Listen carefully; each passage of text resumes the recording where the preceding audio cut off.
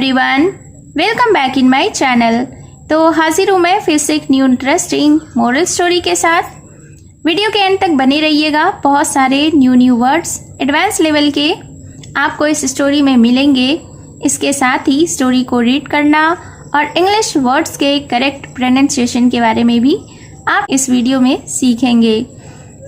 तो story start करने से पहले अगर आप इस चैनल पर न्यू हैं, मेरी वीडियो को पहली बार वॉच कर रहे हैं, तो मेरे चैनल को सब्सक्राइब कर लें और जो बेल का आइकन दिख रहा है उसे भी प्रेस कर दें ताकि मैं जब भी वीडियो अपलोड करूं तो इसका नोटिफिकेशन आप तक पहुंच जाए। और अगर आप मुझे फेसबुक पर सुन रहे हैं तो फॉलो कर लें। तो चलिए स्टार्ट करते हैं आज का यह इंटरेस्टिंग मोरल स्टोरी। आज के स्टोरी का टाइटल है the big old tree. Big का अर्थ होता है बड़ा, ओल्ड यानी कि पुराना, ट्री यानी कि पेड़। तो शीर्षक का अर्थ हुआ बड़ा पुराना पेड़। So let's begin the story. A proud and powerful king had a huge castle with a big beautiful garden. Proud का अर्थ होता है घमंडी, पावरफुल यानी कि शक्तिशाली, किंग यानी कि राजा, ह्यूज का अर्थ होता है विशाल, कैस्टल यानी कि महल, बिग यानी कि बड़ा, ब्यूटीफुल यानी सुंदर, गार्डन का अर्थ होता है बगीचा। तो इस सेंटेंस का अर्थ हुआ कि a proud and powerful king had a huge castle with a big beautiful garden, यानी कि एक घमंडी और शक्तिशाली राजा के पास एक विशाल महल था जिसमें एक बड़ा सुंदर बगीचा था। Many birds and animals lived there. Many का अर्थ होता है अनेक, बर्ड्स यानी कि चिड़िया, एनिमल्स यानी कि जानवर, लिव्ड यानी कि रहते थे, देयर यानी वहाँ। तो इस सेंटेंस को देख लेते हैं। Many birds and animals lived there, यानी कि अनेक चिड़िया और जानवर वहाँ रहते थे। The king enjoyed their songs each morning and evening. Enjoyed यानी आनंद लेते थे, देयर यानी कि उनके, सॉन्ग्स यानी कि गाने, ईच यानी प्रत्येक, मॉर्निंग का अर्थ होता है सुबह, इवनिंग यानी कि शाम।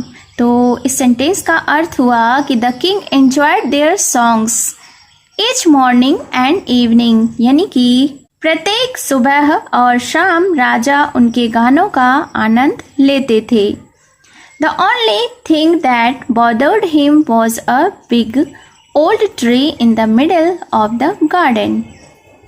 ओनली यानी कि सिर्फ, थिंग यानी चीज, बॉदर्ड यानी परेशान करती थी, हिम यानी कि उन्हें, वॉज यानी था, बिग ओल्ड ट्री यानी बड़ा पुराना पेड़। मिडिल का अर्थ होता है मध्य में या बीच में, गार्डन यानी कि बगीचा। तो इस सेंटेंस को देख लेते हैं। The only thing that bothered him, एकमात्र चीज जो उसे परेशान करती थी, was a big old tree, वह थी एक बड़ा पुराना पेड़, in the middle of the garden, जो कि उसके बगीचे के बीच में था। One day the king ordered his men to cut down the tree and make a fountain in its place.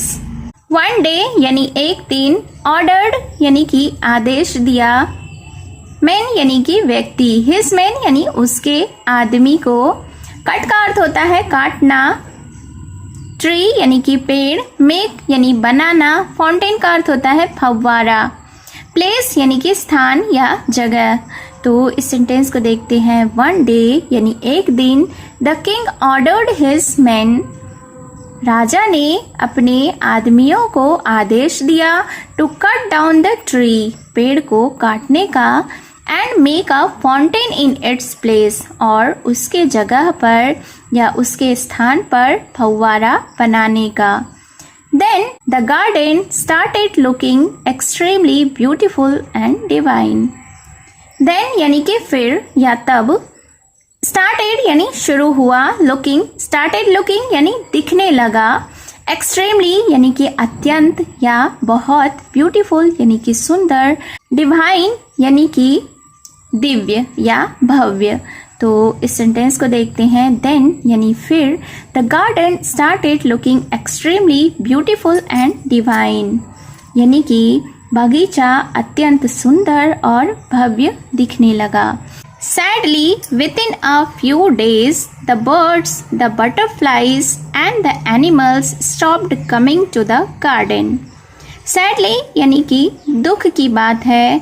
Within a few days, यानी कि कुछ ही दिनों में the birds and the butterflies, चिड़िया, तितलियाँ, and the animals, और जानवर stopped coming to the garden. Stopped का अर्थ होता है रुक गए या बंद कर दिया। कमिंग कम का अर्थ होता है आना।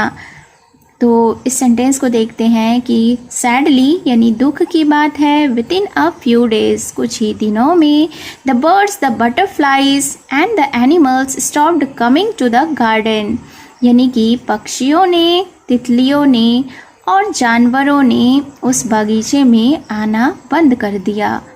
The king was puzzled, puzzled यानी हैरान या परेशान। तो द किंग वॉज पजल्ड यानी कि राजा हैरान था।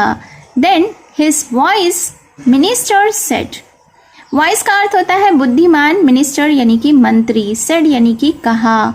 तो फिर उसके बुद्धिमान मंत्री ने कहा, your majesty, the birds and the animals at the fruits and seeds of the big old tree.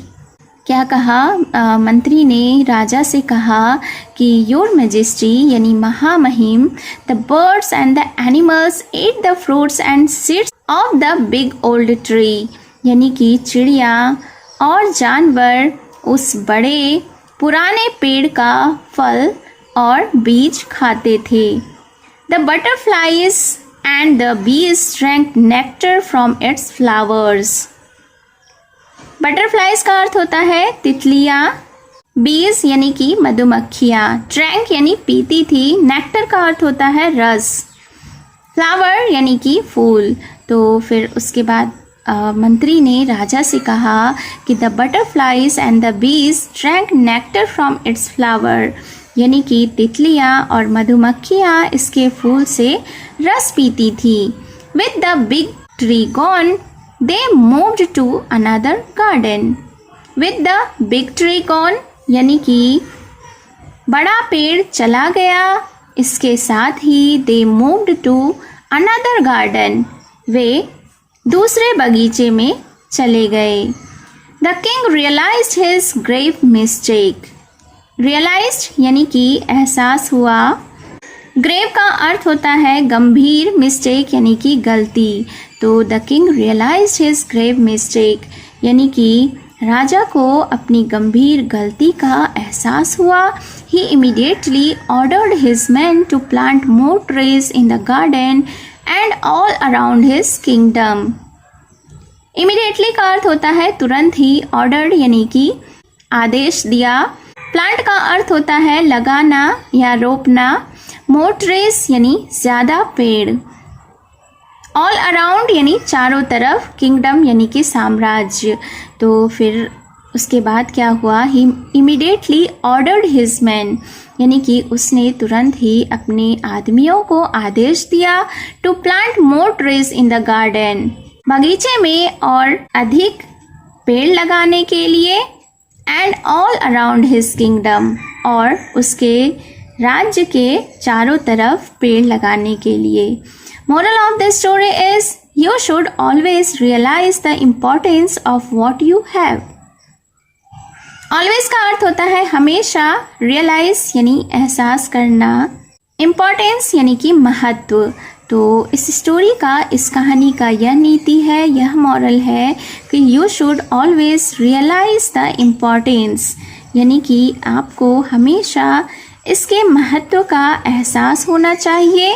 Of what you have, जो भी आपके पास है।